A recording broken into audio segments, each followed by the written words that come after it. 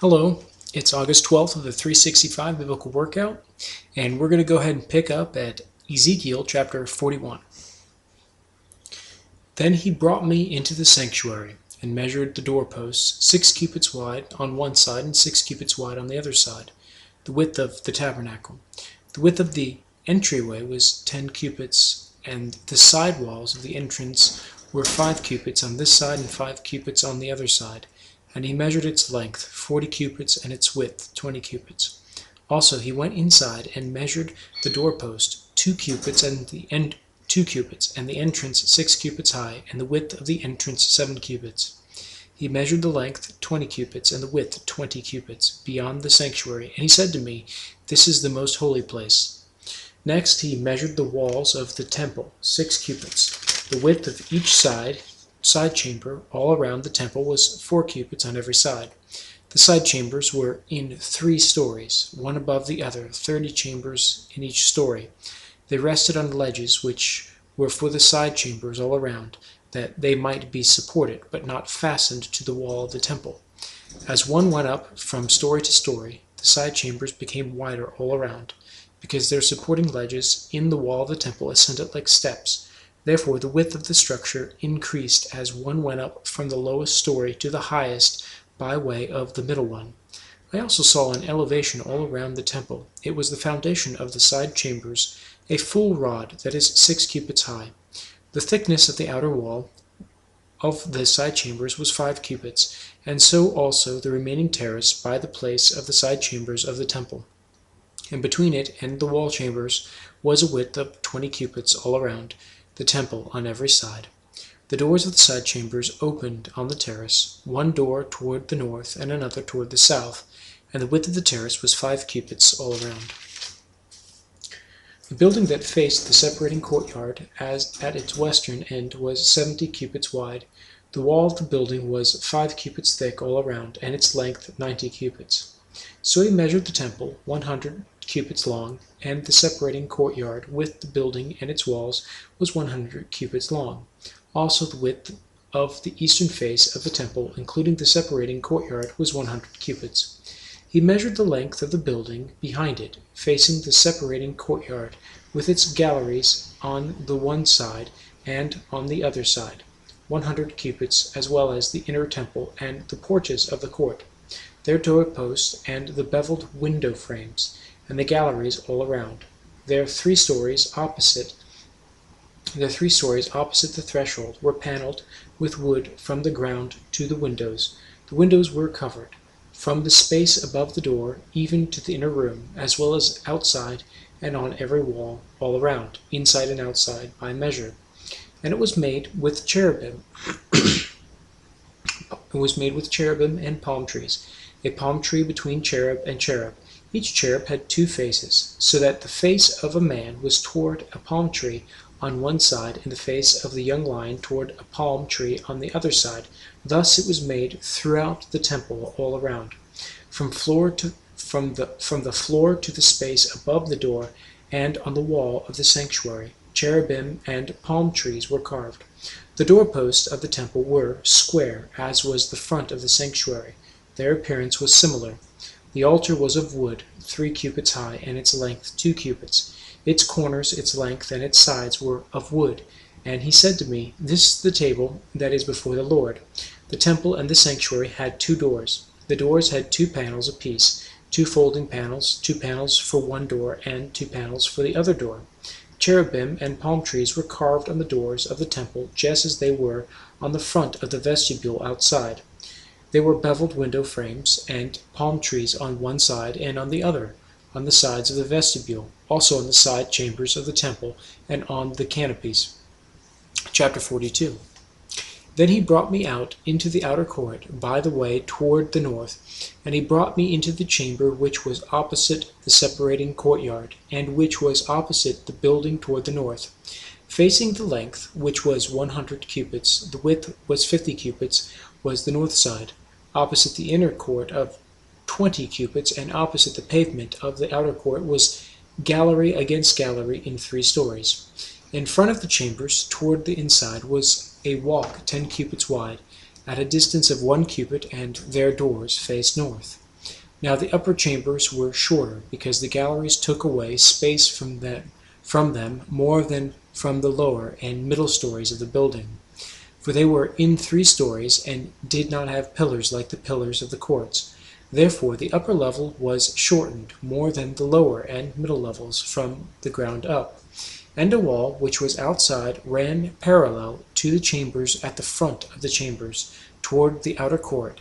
Its length was 50 cubits. The length of the chambers toward the outer court was 50 cubits, whereas that facing the temple was 100 cubits. At the lower chambers was the entrance on the east side, as one goes into them from the outer court. Also there were chambers in the thickness of the wall of the court toward the east, opposite the separating courtyard, and opposite the building. There was a walk in front of them also, and their appearance was like the chambers which were toward the north. They were long and as wide as the others, and all their exits and entrances were according to plan, and corresponding to the doors of the chambers that were facing south as one enters them. There was a door in front of the walk, the way directly in front of the wall toward the east. Then he said to me, The north chambers and the south chambers, which are opposite the separating courtyard, are the holy chambers, where the priests who approach the Lord shall eat the most holy offerings.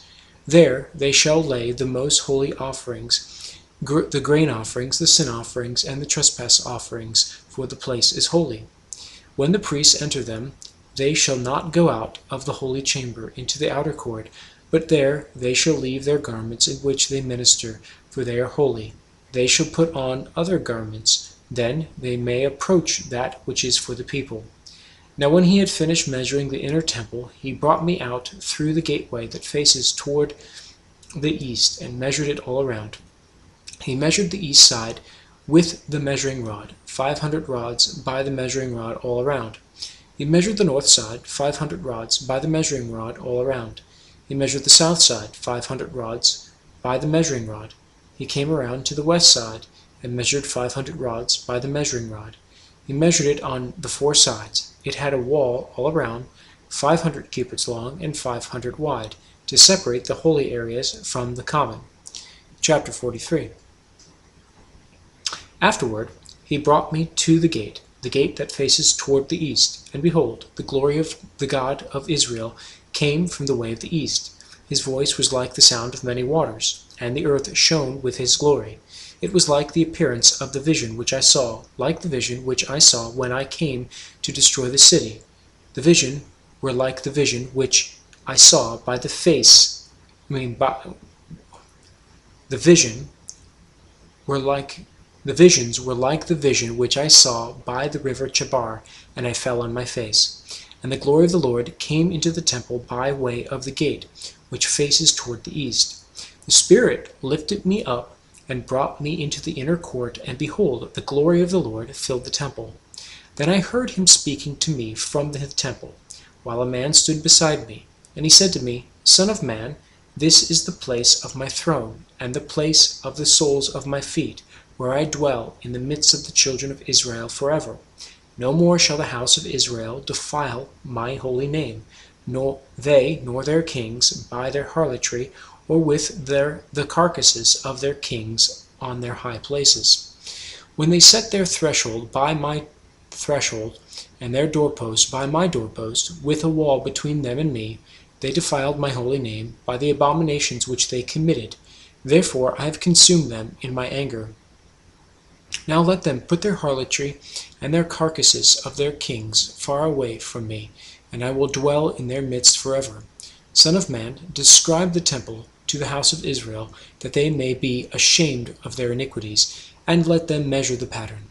And if they are ashamed of all that they have done, make known to them the design of the temple and its arrangement, its exits and its entrances, its entire design and all its ordinances, all its forms and all its laws. Write it down in their sight, so that they may keep its whole design and all its ordinances, and perform them. This is the law of the temple. The whole area surrounding the mountaintop is most holy. Behold, this is the law of the temple. These are the measurements of the altar in cubits. The cubit is 1 cubit and a handbreadth, the base 1 cubit high and 1 cubit wide, with a rim all around its edge of 1 span. This is the height of the altar. From the base on the ground to the lower ledge 2 cubits, the width of the ledge 1 cubit. From the smaller ledge to the larger ledge 4 cubits, and the width of the ledge 1 cubit. The altar hearth is 4 cubits high, with 4 horns extending upward from the hearth. The altar hearth is 12 cubits long, 12 wide, square at its 4 corners. The ledge 14 cubits long and 14 wide on its 4 sides, with a rim of half a cubit around. Its base 1 cubit all around, and its steps face toward the east. And he said to me, Son of man, thus says the Lord God, These are the ordinances for the altar on the day when it is made for sacrificing burnt offerings on it, and for sprinkling blood on it. You shall give a young bull for a sin offering to the priests, the Levites, who are the seed of Zadok, who approach me to minister to me, says the Lord God. You shall take some of its blood, and put it on the 4 corners of the altar, on the 4 corners of the ledge, and on the rim all around it. Thus you shall cleanse it, and make atonement for it. Then you shall also take the bull of the sin offering, and burn it in the apportioned place of the temple, outside the sanctuary. On the 2nd day you shall offer a kid of the goats without blemish for a sin offering, and they shall cleanse the altar as they cleansed it with the bull. When you have finished cleansing it, you shall offer a young bull without blemish, and a ram from the flock without blemish. When you offer them before the Lord, the priest shall throw salt on them, and they will offer them up as a burnt offering to the Lord. Every day for 7 days you shall prepare a goat for a sin offering. They shall also prepare a young bull and a ram from the flock, both without blemish. 7 days they shall make atonement for the altar and purify it, and so consecrate it. When these days are over, it shall be on the 8th day and thereafter that the priest shall offer your burnt offerings and your peace offerings on the altar, and I will accept you, says the Lord God.